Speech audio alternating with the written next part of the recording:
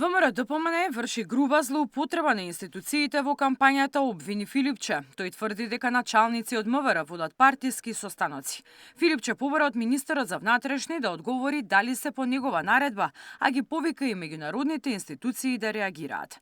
Лидерот на СДСМ по една недела кампања оцени дека власта тоне во безидејност и нема што да им понуди на гласачите. И вие кога после 4 години во општините немате со што да се похвалите, ниту пак на централно ниво за некоја политика изминатите години и пол, се што ви останува е да се занимавате со опозицијата, да спинувате, да измислувате. Имам една забелешка.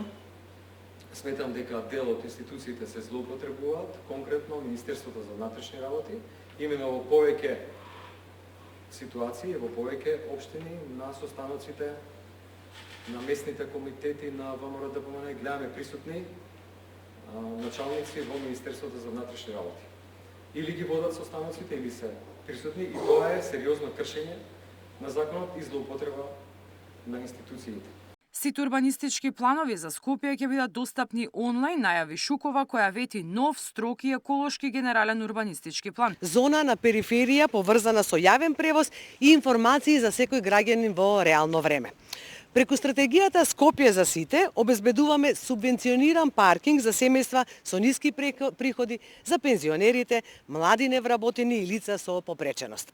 Секој нов урбанистички проект ќе мора однапред да предвиди паркинг, зелени површини и простор за пешаци. По принципот на ПОЦ ќе се воведе регулирање на паркинг местата и во општина Карпош. Ние ќе стопанисуваме со паркингот, ќе треба да се исцртаат паркинг местата, ќе треба да знаеме колку точно паркинг места има во општина Карпош, но сето тоа ќе мора да биде и со некакво субвенционирање за граѓаните на општина Карпош, а за посетителите ќе биде со наплата. Проширување на капацитетите и условите во Основното училиште Пестелоци најави кандидатот за градоначалник на општина Центар. На училиштето Јохан Хајрин Пестелоци со изградба на нови училници.